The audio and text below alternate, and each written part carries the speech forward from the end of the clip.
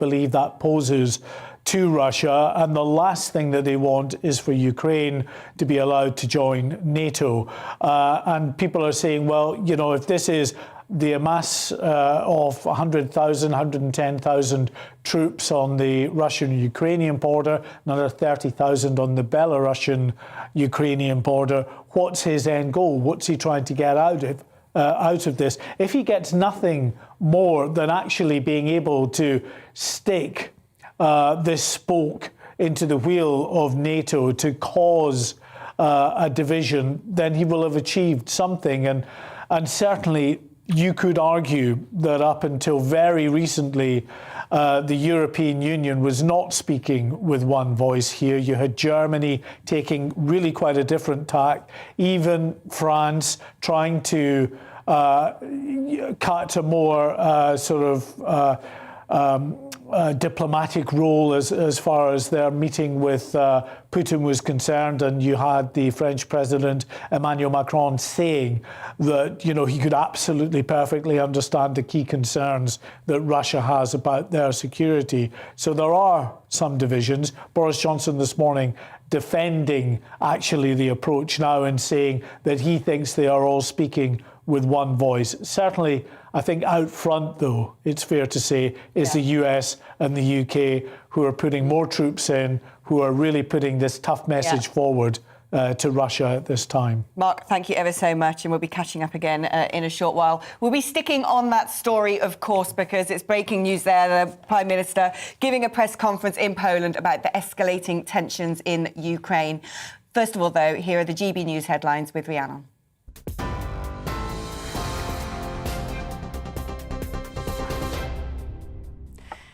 Good afternoon. It's 5 minutes past 2. I'm Rhiannon Jones in the GB newsroom.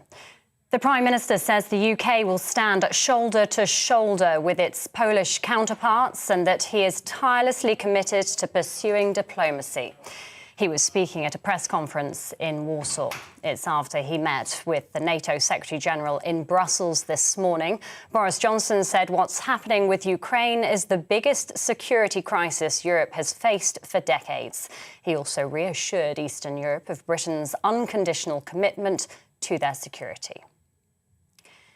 Meanwhile, Foreign Secretary Liz Truss held a news conference in Moscow earlier with Russian counterpart Sergei Lavrov. She's urged Russia to stick by its commitments and follow a diplomatic route to ease Ukraine tensions.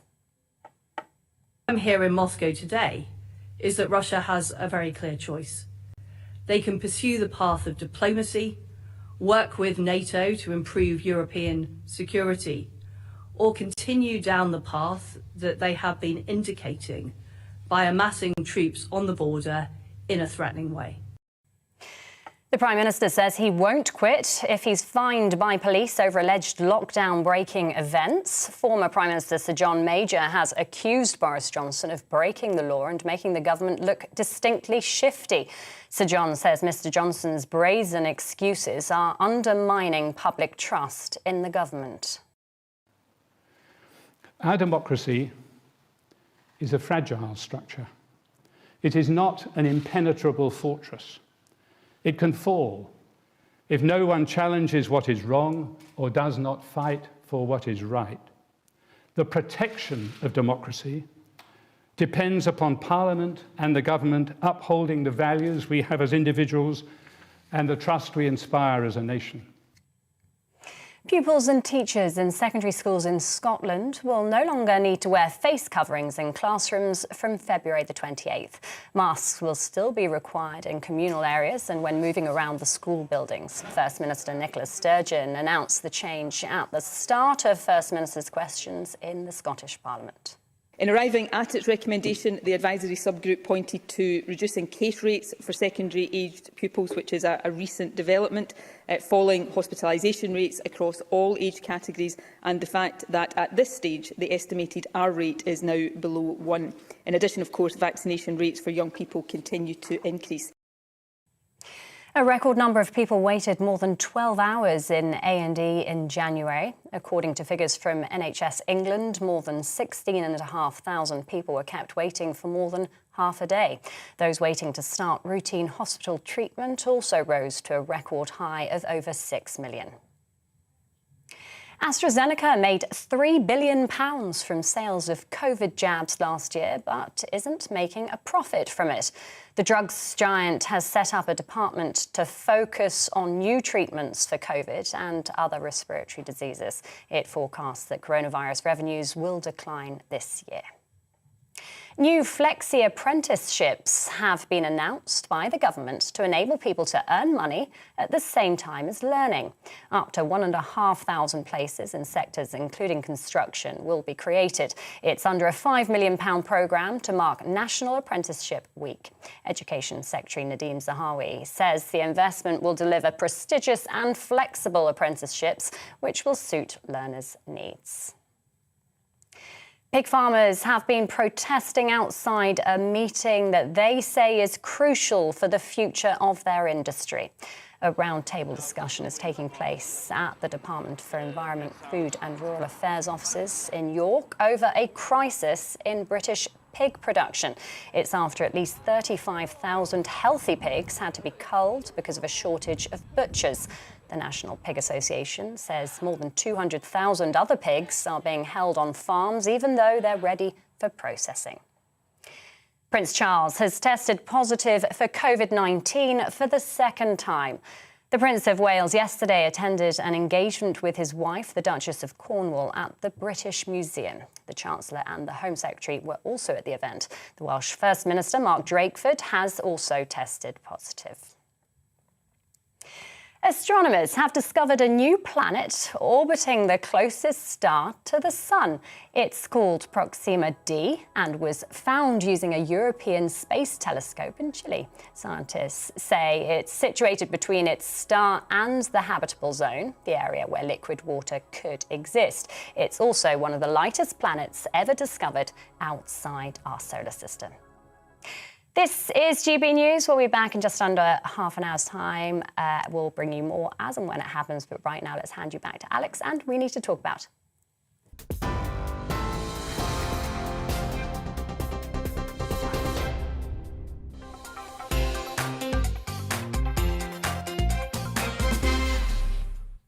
Well, we just heard the Prime Minister Boris Johnson giving a press conference in Poland ahead of the news on the escalating situation between Russia and Ukraine. Here to discuss this now is Dr. Domitilla Sagramoso, a lecturer at the Department of War Studies at King's College London. Fantastic to have you on the programme, Domitilla.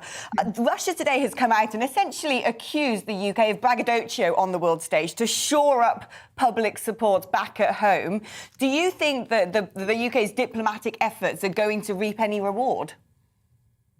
I'm afraid they won't. I think at the moment there are two elements. On the one hand, Russia gets very upset if someone goes to Moscow and openly sort of criticizes Russia's position or sort of openly gives the perception of lecturing the Russian leadership.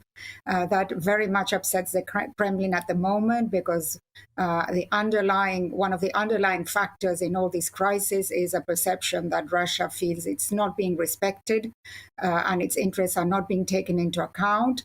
So any kind of very strong, open message that sounds aggressive is rejected immediately. And the second is that, unfortunately, because of the weakness of the government at home here in the UK is not seen really as a valid or respectable partner, and not as someone that can help, through diplomatic channels. There isn't a perception that the UK has taken a very strong stance in support of Ukraine and very critical of Russia's behavior. So for the Kremlin, this is a bit of a non-starter in any kind of diplomatic negotiations. So I think that I was never very optimistic because I thought that these kind of attempts, one might see them as positive from the Russian perspective. they do not produce the expected results. I mean, the Russian government at the moment prefers the kind of approach that we've seen from President Macron, where there is an understanding of Russia's positions without necessarily sort of giving in our core values and principles. But this idea that there is a space for negotiations. And the position of the British government at the moment is very, very clear, very tough, no room for maneuver. So I was not surprised by the reaction of these negotiations or of this visit and how the Kremlin has reacted to it. I mean, one thing that Vladimir Putin has said is that, frankly, he says that NATO is no longer an alliance of defence, that particular purpose ran out after the last Cold War, and instead it's become an aggressor on the world stage, citing Iraq, for example, and then says that to say to Russian troops, you can or cannot be where you are on Russian soil, they think is rather overstepping the line. Is not the problem here that while Boris Johnson was in Brussels talking at the headquarters of NATO, talking tough, in fact, and pointing out this could be an extremely perilous moment for Europe, and the first time in decades that we've been having to deploy knife-edge diplomacy, that the EU is very much split on this, with Germany saying that we don't want to involve Russia in sanctions with the international SWIFT payment system. They've obviously got their interests in Russian gas. And as you're saying, President Macron of France almost taking a more conciliatory tone. If Europe can't speak in harmony on this, then what hope do we have of facing down the power play of Vladimir Putin?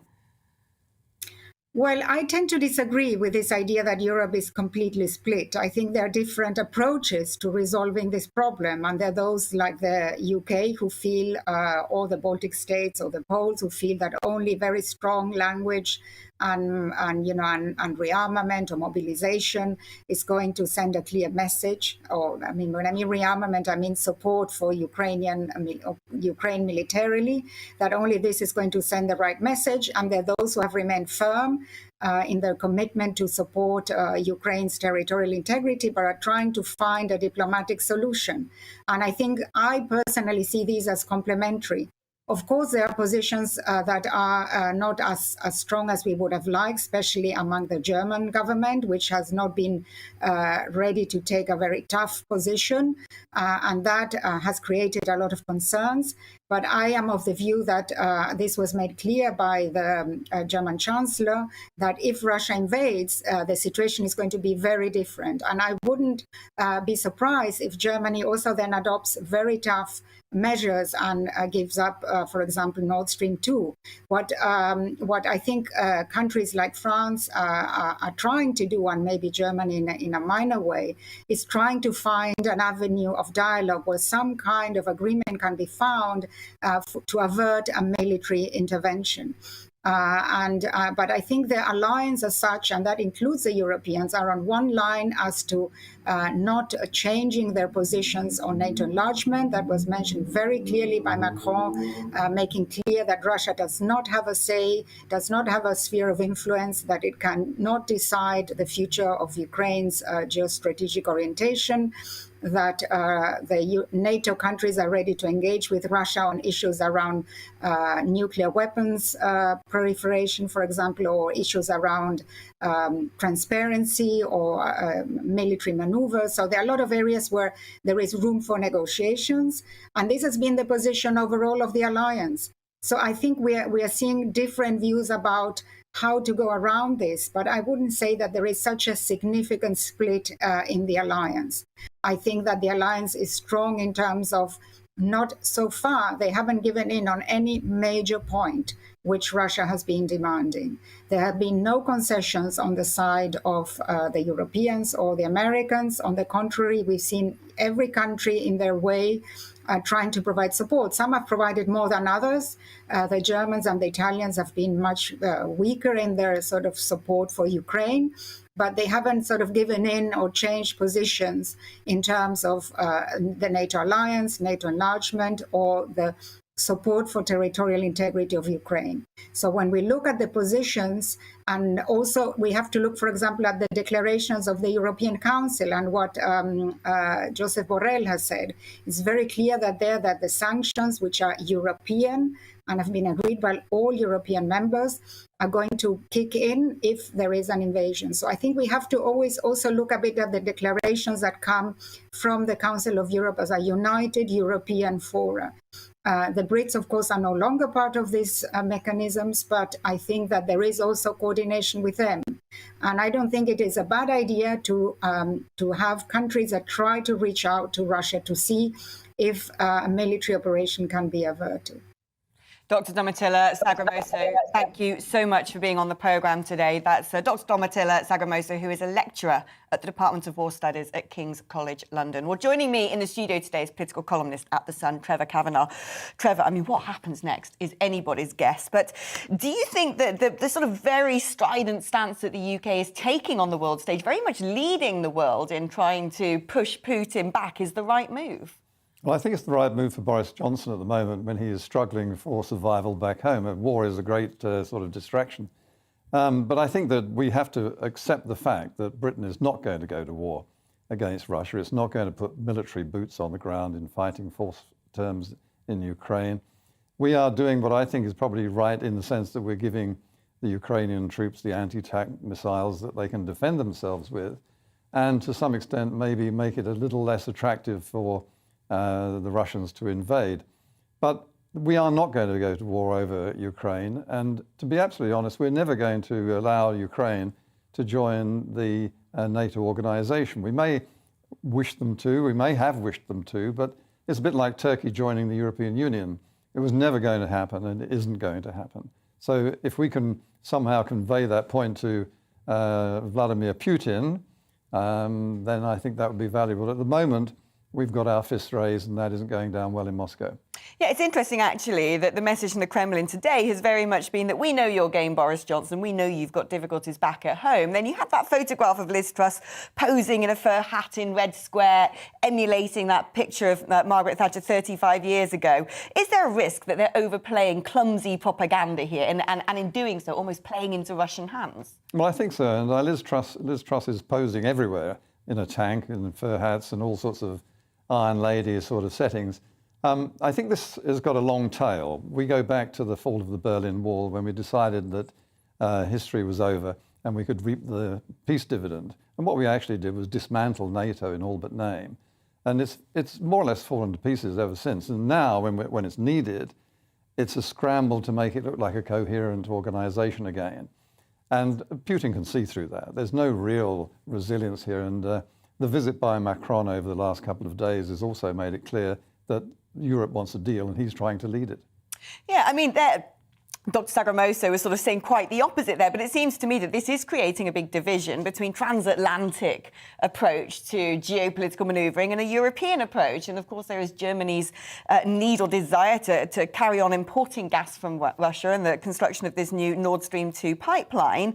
And the Eastern European states are wanting to pivot back to joining the transatlantic alliance. I mean, what is the hope moving forwards? Because Putin's going to want to walk away with a scalp, surely. He cannot afford not to walk away with the scalp. And at the moment, he's got the upper hand.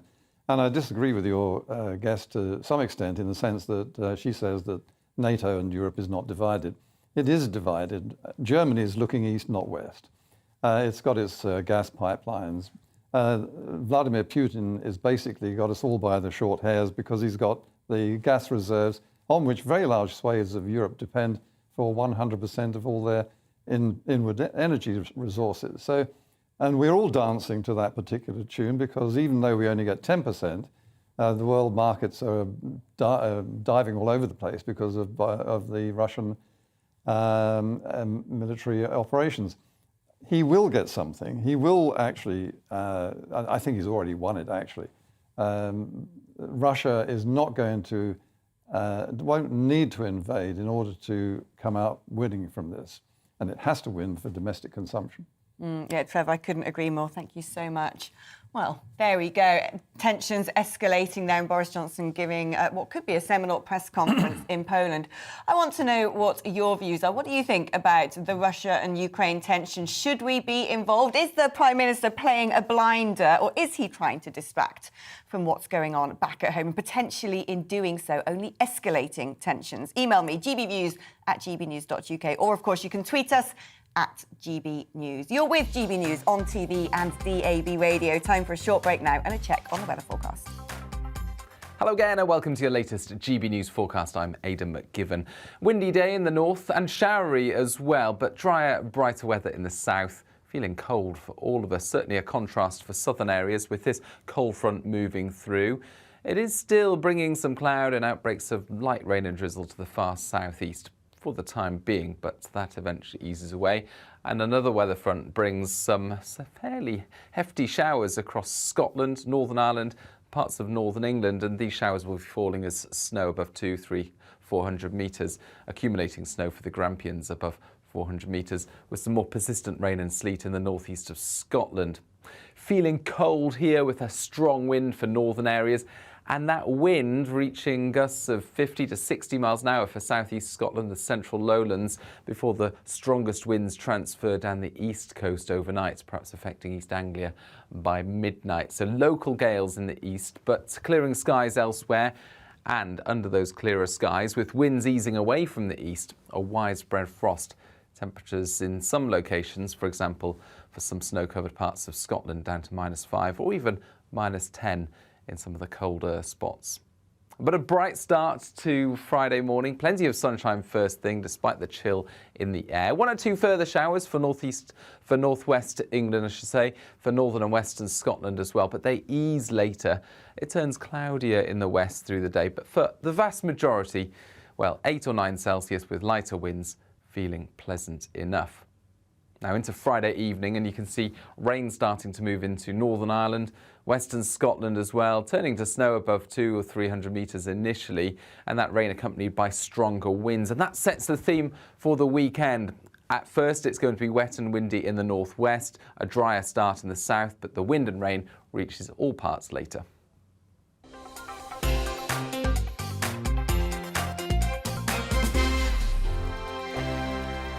GB News is the UK's home of discussion and debate from all perspectives. To stay up to date on the latest stories, make sure that you subscribe to the GB News channel right here on YouTube. You can watch us live 24/7 across the whole world. You can also check out exclusive content and catch up on previous episodes of your favourite shows. Every day, we ask the questions that you'd ask, so why not add your voice to the conversation in the comments section? Don't forget to subscribe. We are GB News, Britain's news channel. Every night at 11 on GB News, we bring you the next day's stories the day before. It's basically like time travel.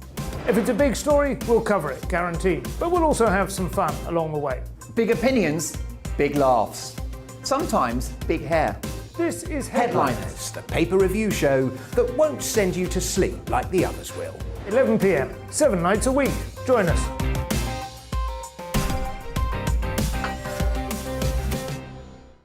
Hello there, I'm Eamon Holmes. And I'm Isabel Webster. And we hope you can join us for Breakfast with Eamon and Isabel. You make me laugh out loud, belly laugh. Is that important first thing in the morning? Yeah, absolutely. And there's me trying to be deadly serious. News is a serious business. Yeah, I have to rein you in sometimes. Well, it doesn't stop us laughing at it. It doesn't stop us having an opinion on what's going on. Yeah. And it certainly will not stop us reflecting what you think. Weekdays from 6 to 9:30 on GB News. I'm Dan Wootton. Join me Monday to Thursday from 9 to 11 for the feistiest and most fun news debate on TV, where free speech reigns. I'll bring you a sharp take on the day's biggest stories, bombshell newsmaker interviews, and A-list guests. And I guarantee you, no spin, no bias, no censorship, and no reason to go to bed. That's Dan Wootton tonight, Monday to Thursdays from 9 on GB News.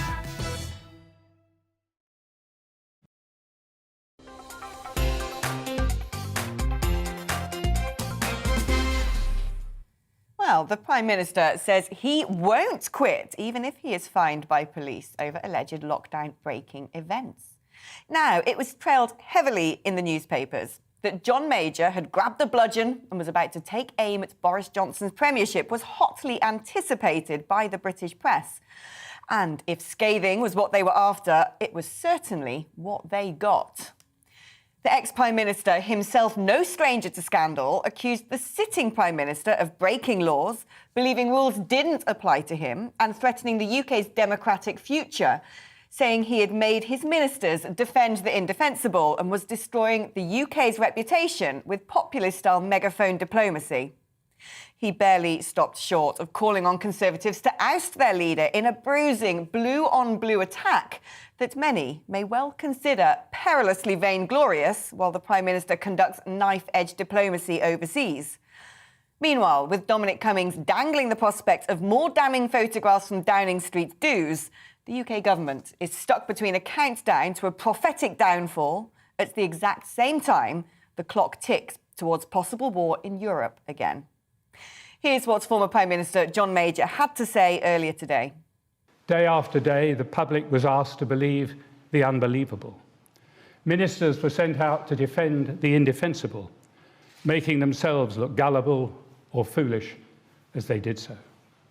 Collectively, this has made the government look distinctly shifty, which has consequences that go far beyond political unpopularity. No government can function properly if its word is treated with suspicion.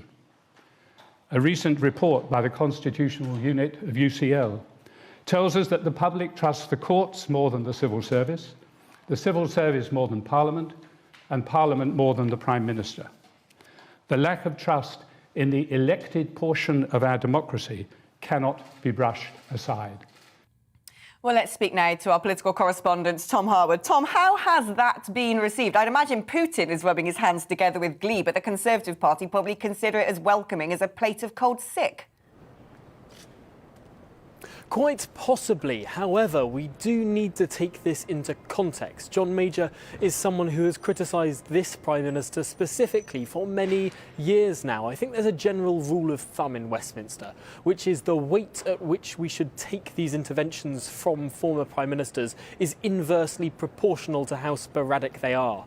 And John Major is someone who has made intervention after intervention, starting, it must be said, with the Brexit referendum, where he compared both this Prime Minister, Boris Johnson, and Michael Gove to snakes when it came to the NHS. It's interesting to see those who are applauding John Major's words today are his former foes. People like Alistair Campbell, who compared himself to a wet lettuce, compared John Major to wet lettuce back in the 1990s, now suddenly thinks that John Major is this sage suppository of wisdom. I think it stretches credulity just a little bit. Perhaps the definition of blue on blue needs to be updated. After all, John Major is not someone who has ever held a candle for this Prime Minister.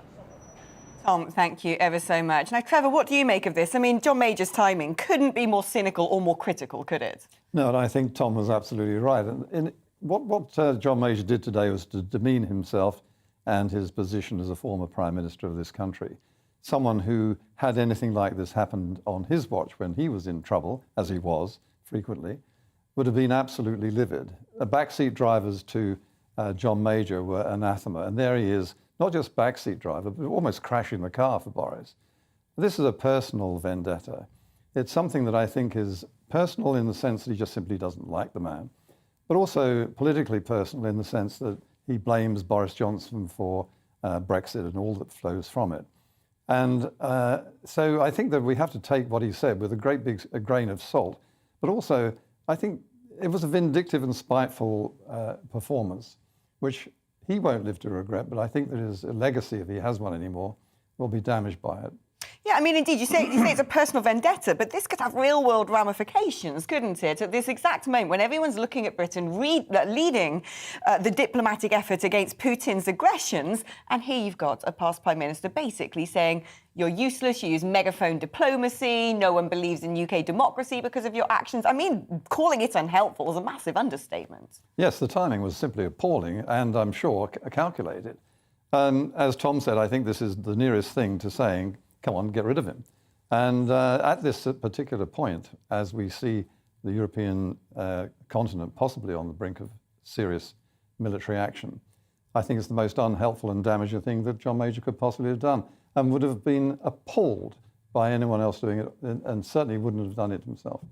Yeah, hardly befitting of statesman-like behaviour. What do you make of all of this? GBViews at gbnews.uk. Was John Major's intervention timely and welcome? Was he making very good points? Or do you think it smacks of, well, vaingloriousness and venality? You can also tweet us at GB News. You're with GB News on TV and DAB radio. Coming up, COVID restrictions could be on the way out. Are they too soon or long overdue? But first, it's time for a check on the news headlines.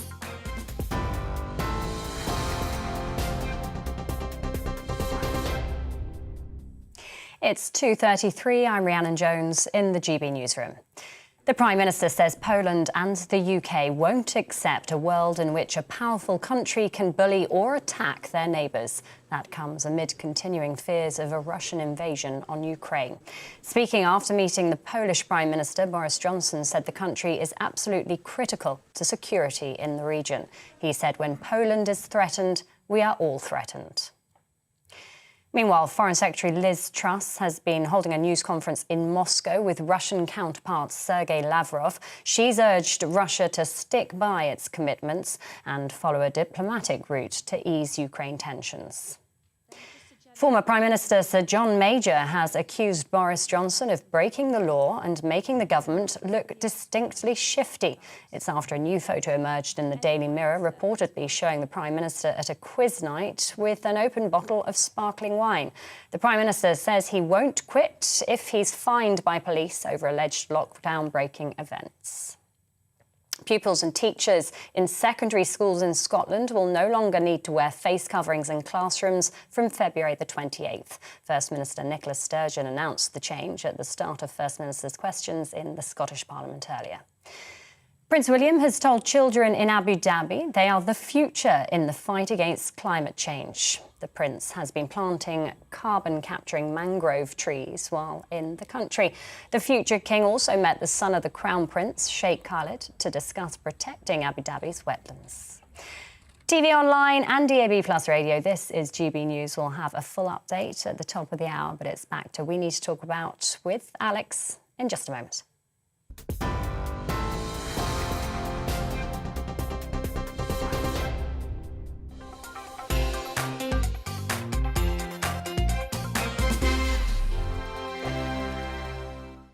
GB News is the UK's home of discussion and debate from all perspectives. To stay up to date on the latest stories, make sure that you subscribe to the GB News channel right here on YouTube. You can watch us live 24/7 across the whole world. You can also check out exclusive content and catch up on previous episodes of your favourite shows. Every day, we ask the questions that you'd ask, so why not add your voice to the conversation in the comments section? Don't forget to subscribe. We are GB News, Britain's news channel. Every night at 11 on GB News, we bring you the next day's stories the day before. It's basically like time travel. If it's a big story, we'll cover it, guaranteed. But we'll also have some fun along the way. Big opinions, big laughs. Sometimes big hair. This is Headliners, the paper review show that won't send you to sleep like the others will. 11 p.m, 7 nights a week. Join us.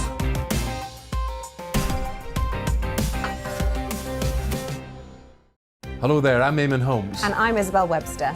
And we hope you can join us for Breakfast with Eamon and Isabel. You make me laugh out loud, belly laugh. Is that important first thing in the morning? Yeah, absolutely. And there's me trying to be deadly serious. News is a serious business. Yeah, I have to rein you in sometimes. Well, it doesn't stop us laughing at it. It doesn't stop us having an opinion on what's going on. Yeah. And it certainly will not stop us reflecting what you think. Weekdays from 6 to 9:30 on GB News. I'm Dan Wootton. Join me Monday to Thursday from 9 to 11 for the feistiest and most fun news debate on TV, where free speech reigns. I'll bring you a sharp take on the day's biggest stories, bombshell newsmaker interviews, and A-list guests. And I guarantee you, no spin, no bias, no censorship, and no reason to go to bed. That's Dan Wootton tonight, Monday to Thursdays from 9 on GB News.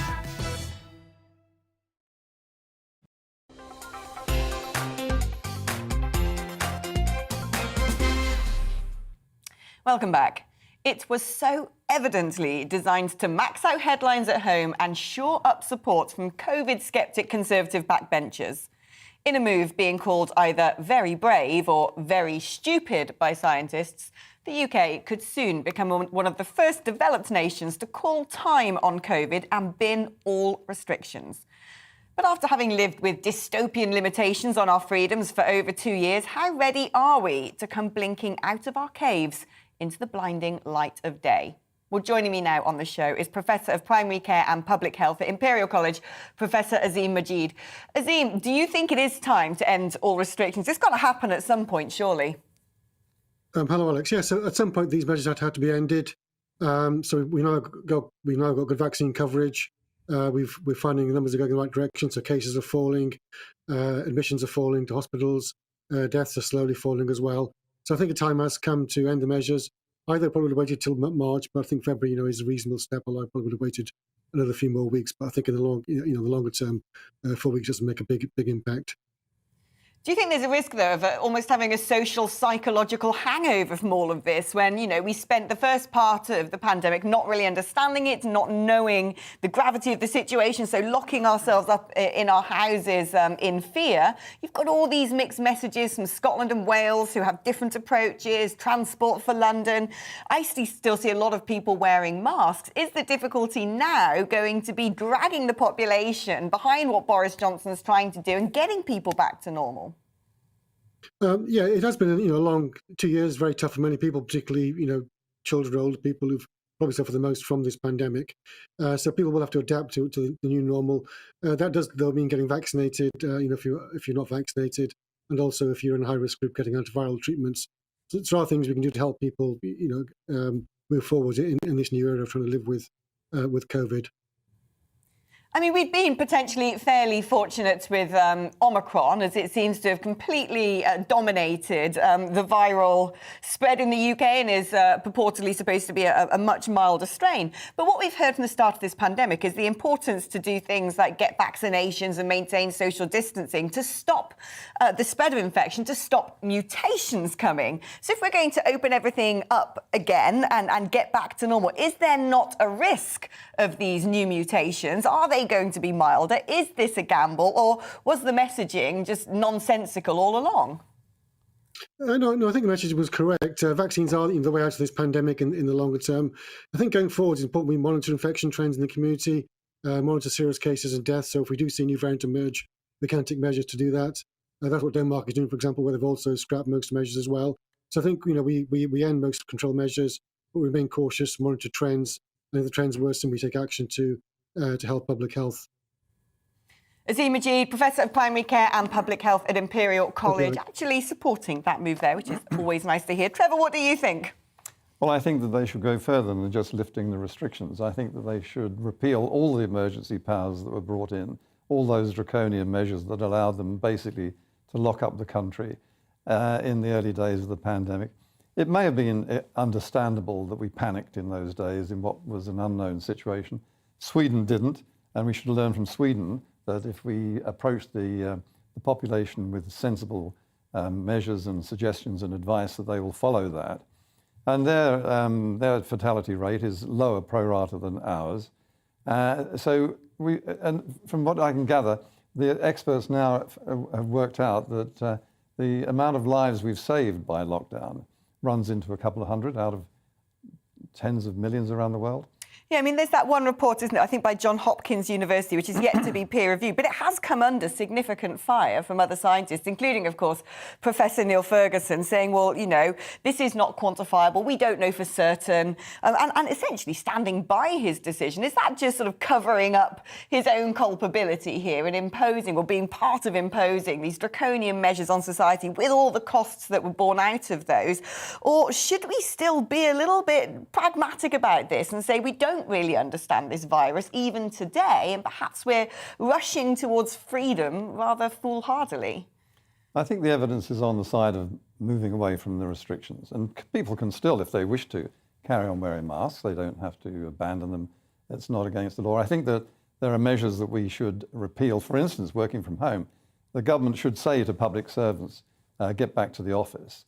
because they are the flag wavers, the pathfinders for the rest of the public. But I think that we've gone too far already. All the crucial indicators are falling: the number of infections, the number of deaths, the number of hospitalizations. And I think that the overall death rate, the extra deaths that take place over a 5-year average, are actually below average. So somewhere along the line, we've come through this pretty well, despite the fact that we've had well over 150,000 deaths. A lot of those were in the higher age group and were probably dying of other things than just COVID. We've gone through the worst of it, and I think we should take advantage of the fact that we're now through that. Yeah, well, a very interesting opinion. What do you think? Viewers back home, email us, gbviews@gbnews.uk. Will you be burning your mask and celebrating in style and cheering on the end of all those restrictions? Or are you still a little bit nervous, perhaps, about re-engaging with life as we used to know it? I really want to know what you think. So do get in touch, gbviews@gbnews.uk, or tweet us at gbnews. Well, now, sticking with COVID, scientists in Hungary say they have found traces of coronavirus that could support claims that COVID-19 leaked from a lab. Having discovered a unique variant of the virus in soil from Antarctica sent to a biotech firm in Shanghai, researchers then found genetic material from Chinese hamsters and green monkeys, potentially indicating human manipulation in the construction of the virus. It is a theory, despite not yet being peer-reviewed, that some with specialist knowledge of laboratory-made viruses have long suggested, debunking the initial claim that COVID evolved zoonotically from a wet market. Well, let's talk to Professor Angus Dalgleish, an oncologist at St George's Hospital, who is a leader in the field when it comes to analysing viruses. Now, Angus, we've spoken on this show before. What do you make of these findings? Are you looking at these thinking, well, yes, this fits in with everything that I already know? No, not necessarily, because I was rather surprised at this story, and it comes together with stories that they've found traces of the virus in sewage from Milan and Spain, etc., 2 or 3 years before. So it does suggest something odd is being picked up. I think that the idea that it was a leak from the lab is very, very strong without actually any of this additional information. There's quite a few what I call red herrings, which are trying to, in a way, obfuscate the concept, because they're very hard to put together exactly where they're coming from. This coming from the Arctic and then going into the green monkeys, etc. We know that they were engineering viruses like this for a long time. So they're trying to put the timescales for a couple of years before.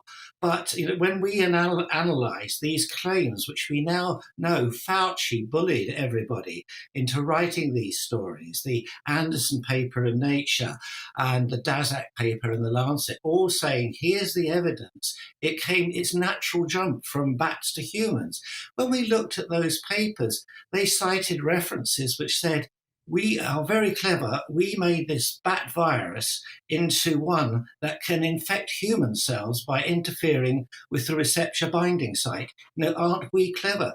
Well, they did that in 2015, and that fits very well with the properties of this current SARS-2 COVID virus. So these other observations are potentially helpful, but in a way they confuse, they muddy the waters a little bit, because I think it is really quite clear that the virus was engineered and escaped, etc., without invoking these new evidences. And there are quite a few of them coming from different aspects, all of which say this does actually make the lab leak more likely. Well, in some ways, to me, it was so obvious right at the beginning of my colleagues, and nobody seemed to agree, except we now know they thought there was a high chance, but they agreed to suppress it. And for everybody to follow the mantra that it was a natural leak for reasons which are said to be scientific harmony. But since when has science been about harmony? It's been about objective analysis and debate, and then setting up experiments to prove or disprove. Yeah, which leads me to the question, if there are eminent people in this particular field, such as you, who say that we've seen the receipts, we've seen redacted papers, we essentially know the authors of this experiment gone very much wrong, why is this not being spoken about? Why is this not more widely accepted and investigated and challenged and picked up by the media and indeed by other members of the scientific community? Well, it certainly surprised me that the scientific community have not engaged and discussed this much better than they have. And I was amazed to see Matt Ridley. It's worth pointing out that Matt Ridley was very much pro that it was from a bat to a human in the first place. He said it's much more likely because that was SARS-1. This is SARS-2, so it must be very similar. And as you know, he's now completely changed his point of view, that the evidence is now much more likely that it did come from the lab when you look at all the lines of evidence. But he says you can't prove that. I would disagree because I believe the proof is actually in the sequencing.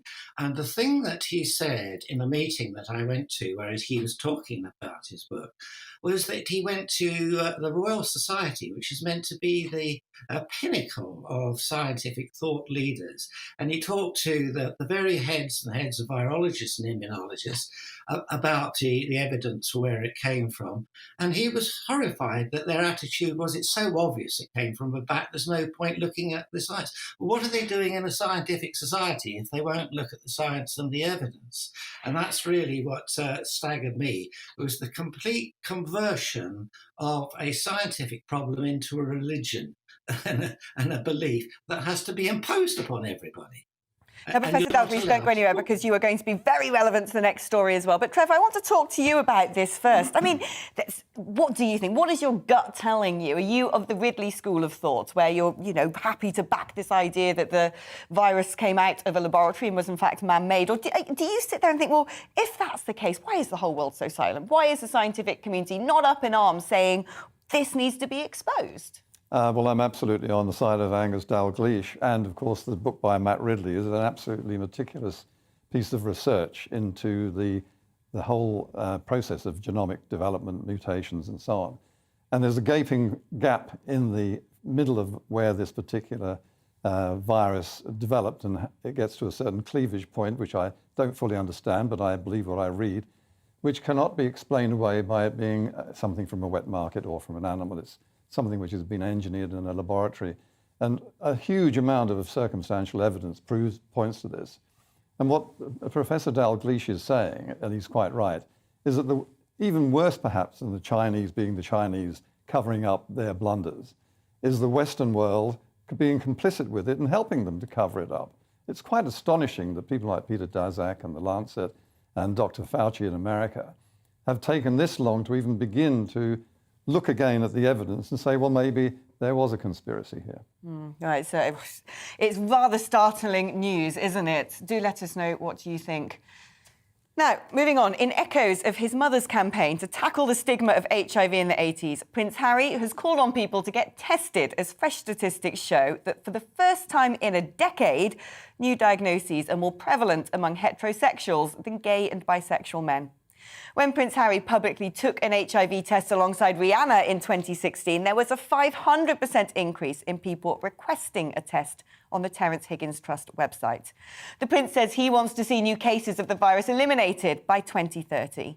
But when I tested myself, was like, look, I know that I'm not in an at-risk group. However, if me getting tested is going to make it easier for other people to be tested, also from outside of risk groups, then surely the people that were within those risk groups will feel more comfortable to be tested. So therefore, every single one of us has a duty, or at least an opportunity, to get tested ourselves to make it easier for everybody else to get tested. And then it just becomes a regular thing like anything else. But if we're not getting tested and we're like, oh, HIV, that's not that. How could that possibly affect me? That's affecting, people over there. And it's like, no, it could affect you. Well, during the COVID pandemic, HIV testing dropped by 30%, which could, of course, impact on the goal of ending new HIV cases by 2030. Joining me now on the show is Campaigns Director at the Terence Higgins Trust, Richard Angel. Now, Harry said there, well, there's no point people saying, how is it going to affect me? How is it going to affect Harry? Well, it could affect anybody. If you've been sexually active at some point and you haven't tested for HIV, then HIV could be impacting you right now. And if it goes undiagnosed, the consequences can be difficult for an individual. Getting a test and knowing your status is clearly the right thing to do. And Harry has set an example by getting tested on a number of occasions. And that's an important signal that he has sent. And encouraging other people to test is clearly important this National HIV Testing Week. I mean, this is still a virus that carries an awful lot of stigma. Do you think, in some respects, our public health approach to this might have dropped the ball a little bit? Because we're seeing for the first time in over a decade that new incidents of HIV among heterosexuals are higher than among the gay community. But the focus with things like PEP and PrEP have very much been targeted towards the gay community. Do you think that's been a bit of a mistake? It's not been a mistake to make headway on HIV and get people tested and have strategies that work with communities. What is clear from this is we know what works, is that spreading the message that if you're living with HIV and on effective treatment, you can't pass on the virus. That's key. If you are having sex, particularly if you're having it without a condom, the availability of PrEP is something that could be applicable to you and could be a great strength. The way the LGBT community have deployed those two things plus regular testing is clearly the route map to ending new cases by 2030. The fact that PrEP is only available in sexual health clinics, disproportionately less likely to be used by people who are heterosexual, particularly women, particularly groups of colour, people of colour, is a problem. We need to make sure that's available in other primary care settings, pharmacy, GPs, etc. And the fact that testing is not available all year round to every community is also a problem. So there's some parts of the country where you can only get a HIV test if you're under 25, you only get it if you're a gay man, you're from a certain ethnic group. That can't be right. It's got to be available like it is in National HIV Testing Week. Startswithme.org.uk. You can go on now and anyone in the country can get a test. But you can only get it for 1 week of the year. And that's the bit that's bizarre. Richard Angel, thank you very much. And I'm sure everyone out there supports the goal of trying to eliminate new cases of the virus by 2030. That's Richard Angel from the Terence Higgins Trust, who, of course, lead the way when it comes to tackling HIV. Well, you've been sending in your thoughts throughout the show about the Ukraine crisis. Michael says Putin is just letting the West know he is not happy. He won't start a war. No way. Well, let's hope not. Bruce says, I don't think Putin will be shaking in his boots over Boris Johnson and Liz Truss. I think Putin has a point, and NATO is being aggressive. Interesting. William says, the Russians have been on the borders of Ukraine and have been a threat for the past 8 years. So why are the West confronting Russia now? Blimey, you all seem to be fans of Putin today. I didn't expect that. Trevor, finally, what are your thoughts summarising this Ukraine crisis? I mean, are we going to see an end to this soon, or is this going to drag on for months? I think it'll go on through the winter, and it can't go on much longer than the winter because then the ice melts and the tanks will be bogged down.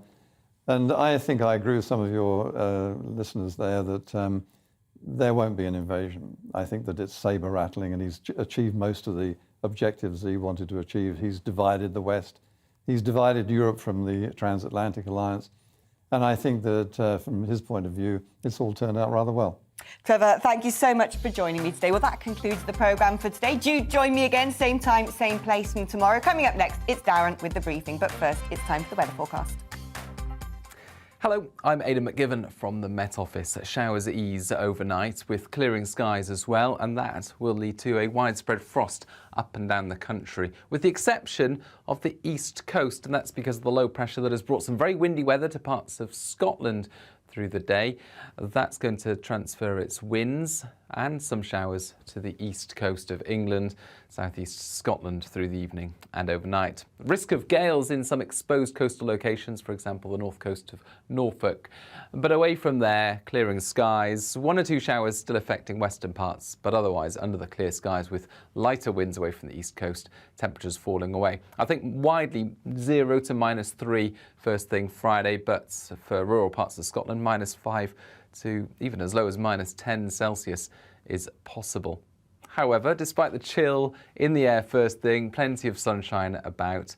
Widespread sunny skies remain across central and eastern parts into the afternoon, whilst much of Scotland, Northern Ireland, Wales and the southwest turn increasingly cloudy. 1 or 2 showers here and there, but for the vast majority it stays dry, and temperatures 7 to 9 Celsius fairly widely.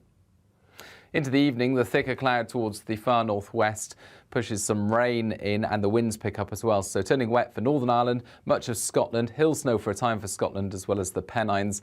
And then the wet weather pushes into northwest England and West Wales by the end of the night. It turns more showery for Scotland and Northern Ireland, but with the wind picking up and the cloud increasing, most places are frost-free. The one exception, parts of East Anglia where temperatures will dip to around 0 first thing Saturday. Nevertheless, cloudy and increasingly breezy for the vast majority on Saturday itself. An area of persistent rain for southern Scotland, northwest England and much of Wales. Showers to the northwest of that, brighter skies to the south, and then widely wet and windy on Sunday.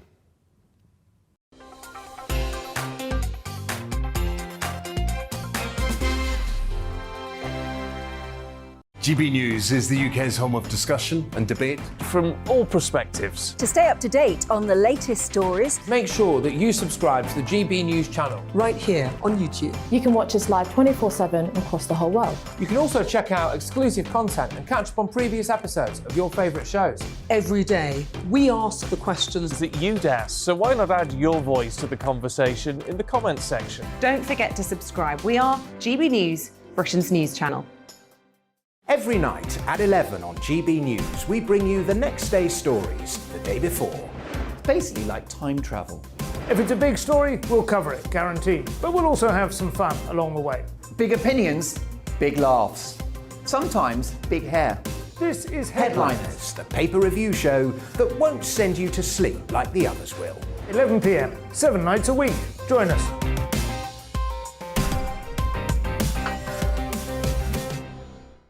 Hello there, I'm Eamon Holmes. And I'm Isabel Webster. And we hope you can join us for Breakfast with Eamon and Isabel. You make me laugh out loud, belly laugh. Is that important first thing in the morning? Yeah, absolutely. And there's me trying to be deadly serious. News is a serious business. Yeah, I have to rein you in sometimes. Well, it doesn't stop us laughing at it. It doesn't stop us having an opinion on what's going on. Yeah. And it certainly will not stop us reflecting what you think. Weekdays from 6 to 9:30 on GB News. I'm Dan Wootton. Join me Monday to Thursday from 9 to 11 for the feistiest and most fun news debate on TV, where free speech reigns. I'll bring you a sharp take on the day's biggest stories, bombshell newsmaker interviews, and A-list guests. And I guarantee you, no spin, no bias, no censorship, and no reason to go to bed. That's Dan Wootton tonight, Monday to Thursdays from 9 on GB News.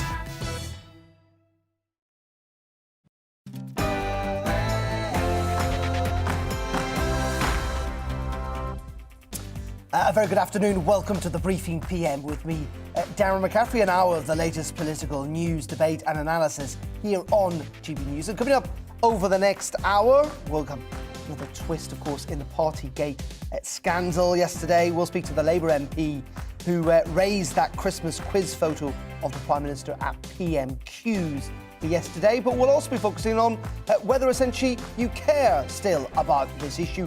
Lots of you insisting you want us to move on. Well, on that note, we'll also be in Scotland, where First Minister's question has taken place today.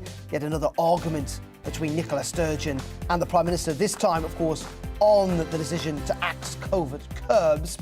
And with the Prime Minister in Brussels and Warsaw today, meeting with NATO and the Polish Prime Minister, will be looking at the very latest situation between Russia and Ukraine, with the possibility, the Prime Minister says, that an attack, an invasion could come pretty soon. As always, we want to hear what you've got to say on all of these stories too.